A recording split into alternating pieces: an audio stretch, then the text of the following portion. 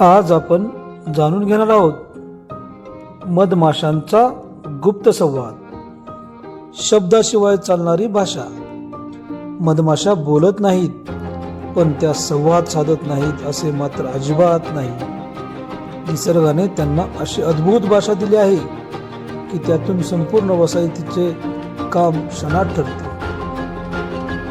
मधमाशी फुलांमधील मध शोधून आली की ती पोळ्यात थेट भाषण देत नाही, तर ती करते नृत्य। या नृत्याला वॅगल डान्स असेही म्हणतात। या नृत्यातून ती सांगते फुलं कुठल्या दिशेला आहेत, किती अंतरावर आहेत, तिथे मध किती आहे। इतर मधमाशा हे नृत्य वाचतात आणि लगेच त्या दिशेने उडतात। जणू काही नृत्य म्हणजे गुगल मॅपच।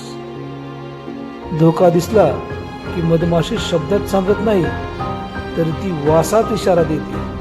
एक विशिष्ट वास सोडताच संपूर्ण पोळं सतर्क होतं। राणी मधमाशी तर वासानेच सांगते, मी आहे, पोळं सुरक्षित आहे।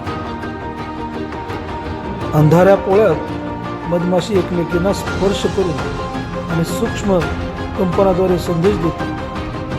जणू मोबाईल शिवाय चालणारा निसर्गाचा वायफायच। मधमाशांचा संवाद इतका अचूक असतो की हजारो मधमाशा एकत्र असूनही गोंधळ होत नाही।